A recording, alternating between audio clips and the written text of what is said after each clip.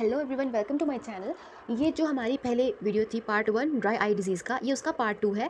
इस पे हम टेस्ट पढ़ेंगे, डायग्नोसिस कैसे करते हैं, ग्रेडिंग कैसे देते हैं, सिवियरिटी चेक करेंगे ड्राई आई की और ट्रीटमेंट कैसे करेंगे, ये पढ़ेंगे इसमें हम। टीयर फिल्म टेस्ट की बात करते हैं पहले। These include tear film breakup time, Shermer 1 test, vital staining with rose bengal, tear level of lysozyme and lactoferrin tear osmolarity, and conjunctival impression cytology. इन सब टेस्ट में से जो मोस्ट इंपॉर्टेंट टेस्ट है वो कौन कौन से हैं? BUT यानी कि breakup time, Schirmer test and rose bengal staining. ये तीनों मोस्ट इंपॉर्टेंट टेस्ट हैं और हमें ये बहुत अच्छे से पढ़ने हैं। और अगर इन तीनों में से कोई भी दो पॉजिटिव हो तो that means dry eye syndrome is confirmed. कौन कौन से थिंग बहुत इंपॉर्टेंट है? BUT breakup time, Schirmer test and rose bengal staining. अब हम तीनों को पढ़ते हैं। पहला है tear film breakup time. It is the interval between a complete blink and appearance of first randomly distributed dry spot on the cornea. यानी कि ये वो टाइम इंटरवल है जो कि पहले एक कंप्लीट ब्लिंक हमने किया, कंप्लीट ब्लिंक से हमने टाइम नोट करना शुरू किया। कंप्लीट ब्लिंक के बाद जब हमारे कॉर्निया पर ड्राई स्पॉट्स दिखना शुरू हुए तब तक हमें टाइम नोट करना है। That will be the BUT, interval between complete blink and appearance of randomly distributed dry spot on the cornea.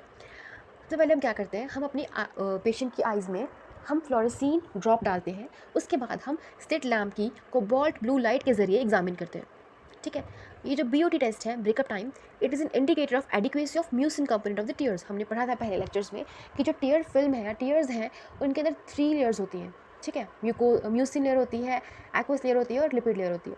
तो जो म्यूसिन लेयर है, ये जो BOT टेस्ट है ये चेक करता है कि टीयर्स में म्यूसिन कंपोनेंट कितना है। ठीक है। और हमने क्या कहा, इसको हम कैसे करते हैं? तो पहले हम फ्लोरेसीन की ड्रॉप डालेंगे आइस में, उसके बाद हम स्लिट लैम्प की कोबाल्ट ब्लू लाइट से एग्जामिन करते हैं। नॉर्मल जो वैल्यू है वो होती है 15 से 35 सेकेंड्स की। ये जो इंटरवल है BOT नॉर्मल होता है 15 से 35 सेकेंड। और अगर ये BOT टाइम 10 सेकेंड से कम आए तो मतलब कि टीयर फिल्म स्टेबल नहीं है। अगर 10 से कम आए तो ये था BOT। अगला टेस्ट है शर्मा टेस्ट। ये मेज़र करता है टोटल टीयर सिक्रीशंस। इस टेस्ट के ज़रिए हम पता करते हैं कि एक इंसान में नॉर्मल टीयर सिक्रीशन जितनी होनी चाहिए उतनी हो रही है या कम ज़्यादा, क्या है उसका रोल। कैसे करते हैं इसको? It is perform with the help of a 5x35 mm strip of Whatman 41 filter paper. Whatman 41 filter paper से हम स्ट्रिप लेते हैं which is folded 5 mm from one end, एक एंड से हम फोल्ड करते हैं उसको, and kept in the lower fornix at the junction of, कहाँ पर रखते हैं? लेटरल 1/3 एंड मीडियल 2/3 के जंक्शन पर। ये जो हमने वॉटमैन 41 फिल्टर पेपर से जो 5x335 mm की जो स्ट्रिप ली हमने, इसको हमने फोल्ड किया एक एंड से और हमने इसको कहाँ पर रखा? लोअर फॉर्निक्स में। लोअर फॉर्निक्स में भी हमने कहाँ पर रखा इसको? Eight the junction of lateral 1/3 and the medial 2/3. Remember, medial 2/3 and lateral 1/3. Patient is asked to look up and not to blink और क्लोज द आइज। हमने कहना है पेशेंट को आप ऊपर देखो, आपने आंखें ब्लिंक बिल्कुल नहीं करनी है और ना ही बंद करनी है।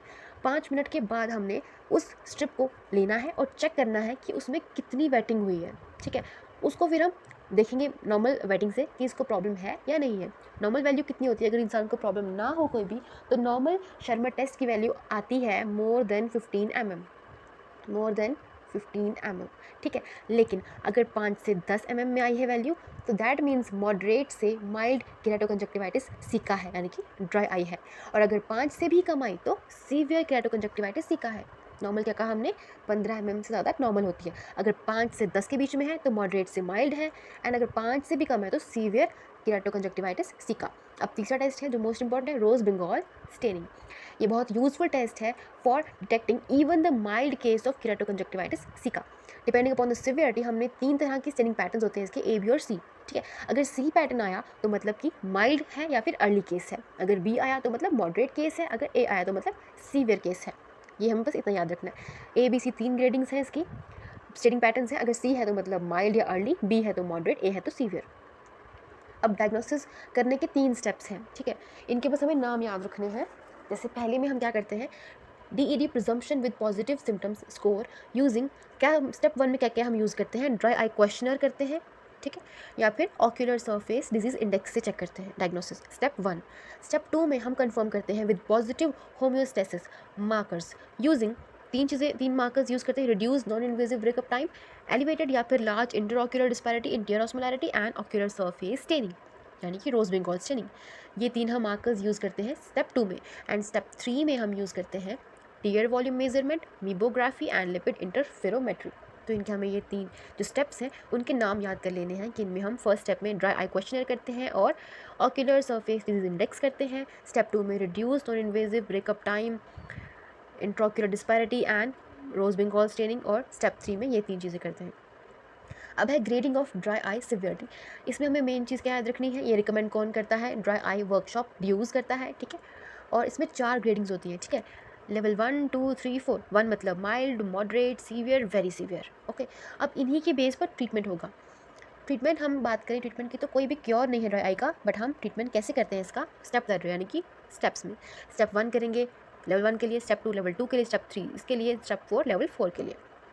अब स्टेप 1 फॉर लेवल 1 यानी कि माइल्ड ड्राई आई डिजीज़, इसमें हम क्या करते हैं मैं आपको ओवरऑल बता देती हूँ। इसमें हमें क्या क्या करना है, स्टेप 1 में हमने पेशेंट को एजुकेट करना है कि उसे क्या प्रॉब्लम हुई है, डिजीज़ क्या है, क्या नेचर है डिजीज़ का, और ये कैसे आगे फैलेगा या क्या कोर्स है, ये क्या क्या होगा आगे आपको। उसके बाद बताना हमें इंपॉर्टेंस क्या है ब्लिंकिंग की, आपको ब्लिंकिंग करते रहनी है, हमने उनको ये बताना है। हमने उनको बोलना है वो दवाइयाँ या वो मेडिकेशंस जो ड्राई आई करवाती हैं, हमने उनको वो खाने से मना करना है। उसके बाद हमने उनको उनका एनवायरनमेंट को मेंटेन या मॉडिफाई करने को कहना है, ये स्टेप 1 में है। और स्टेप 1 में क्या है, सप्लीमेंटेशन विद टीयर सब्स्टिट्यूट्स। हमने उनको लुब्रिकेशन के लिए हम उनको आर्टिफिशियल टीयर्स देंगे। मोस्ट अवेलेबल आर्टिफिशियल टीयर्स जो है वो सेलुलोज डेरिवेटिव होते हैं, जैसे एग्जांपल 0.25 से 0.7% मिथाइल सेलुलोज एंड 0.3% हाइपर मेलोज। उसके बाद हम और क्या करते हैं, इसमें हम कॉजेटिव डिजीज़ का ट्रीटमेंट करते हैं। अगर उनको कोई डिजीज़ का कॉजेटिव एजेंट है तो हम सिस्टमिक टेट्रासाइक्लिन्स देंगे, लिड हाइजीन करेंगे, विटामिन ए सप्लीमेंट्स देंगे, और लेग ऑफ थैलमोस अगर है तो उसको ट्रीट करेंगे। अगर ड्राई आई जो उनको है लेवल 1 की, अगर कोई कारण है उसका, कोई भी कारण जो हमने पहले पढ़ा था, लेग ऑफ थैलमोस है उसको ट्रीट करेंगे, या ब्लेफराइटिस है उसको ट्रीट करेंगे, या डेफिशिएंसी विटामिन ए की उसको ठीक करेंगे। अगर कारण नहीं है तो हम ये टीयर्स देंगे और उनको एजुकेट करेंगे।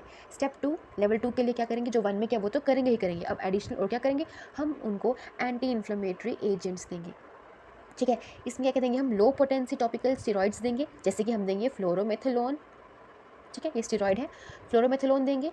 उसके बाद टॉपिकल साइक्लोस्पोरीन देंगे, हम क्लोरोक्विन आई ड्रॉप्स देंगे, and omega fatty acid supplements देंगे। ये हम क्यों दे रहे हैं, ये हम दे रहे हैं एंटी इन्फ्लेमेटरी एजेंट, ताकि इन्फ्लेमेशन ना हो, अगर हुई है तो उसे रोकने के लिए, इनहिबिट करने के लिए। क्या क्या देंगे, low potency topical steroids, topical cyclosporine, chloroquine and omega fatty acid supplements.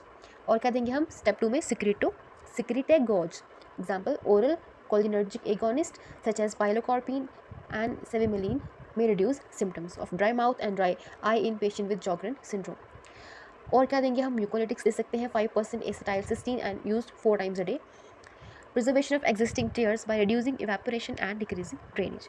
Evaporation कैसे कम करेंगे हम, by decreasing room temperature and by use of moist chamber and protective glasses.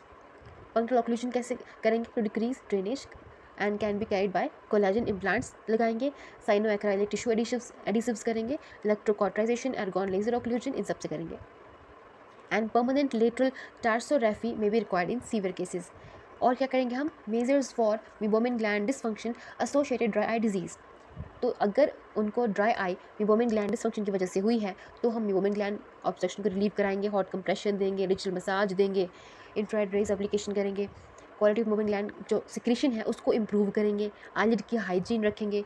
ये स्टेप 2 के लिए था। अब स्टेप 3 के लिए हमें क्या करना है, जो स्टेप 2 में हम कर रहे थे वो तो हमें करना ही है, और हम क्या करेंगे, हम सीरम आई ड्रॉप्स देंगे, ऑटोलोगस और अम्बिलाइकल कॉर्ड सीरम आई ड्रॉप्स डालेंगे उनके अंदर, कॉन्टैक्ट लेंसेज पहनने को बोलेंगे उनको।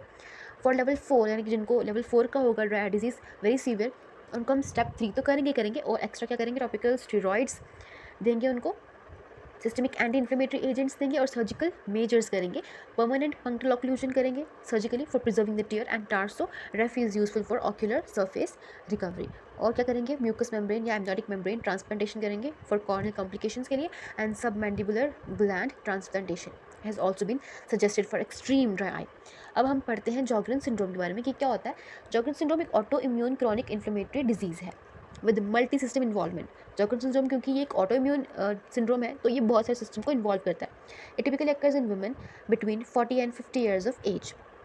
फीचर्स क्या है इसके, it is an aqueous deficiency dry eye, इसका दूसरा नाम क्या था, keratoconjunctivitis sicca. With symptom and sign of dry eye disease. In primary Sjogren syndrome में क्या होगा, पेशेंट्स को सीका कॉम्प्लेक्स होगा, यानी कि combination of keratoconjunctivitis caeca and xerostomia, यानी कि आइज़ भी ड्राई होंगी और माउथ भी ड्राई होगा प्राइमरी जॉगरन सिंड्रोम में। सेकेंडरी में क्या होगा, आइज़ ड्राई होंगी, माउथ ड्राई होगा, and along with these things there will be also an associated auto immune disease, commonly देखा गया है रूमेटॉइड आर्थराइटिस। ठीक है, इसकी पैथोलॉजिकल फीचर्स में आते हैं focal accumulation and infiltration by lymphocytes and plasma cells with destruction of lacrimal and salivary glandular tissue. ये इनकी पैथोलॉजी है, इनकी वजह से ये वाले फीचर्स आते हैं, dry eye, dry mouth, and in secondary Sjogren syndrome there is also association of other autoimmune diseases. तो हमने इनमें पार्ट 2 था ड्राई आई डिजीज़ का, हमने इसमें क्या पढ़ा है, टीयर फिल्म टेस्ट पढ़े हैं। इनमें हमने पढ़े थे importantly 3 test, tear film breakup time पढ़ा था हमने, शर्मा टेस्ट पढ़ा हमने, रोज़ बंगाल स्टेनिंग पढ़ी हमने, डायग्नोसिस कैसे करते हैं इनके हमें नाम याद कर लेने हैं, ग्रेडिंग की 4 ग्रेडिंग्स थी और इनके ही बेस पर फिर हमने ट्रीटमेंट दिया था इनको। So that's all for this lecture, thank you.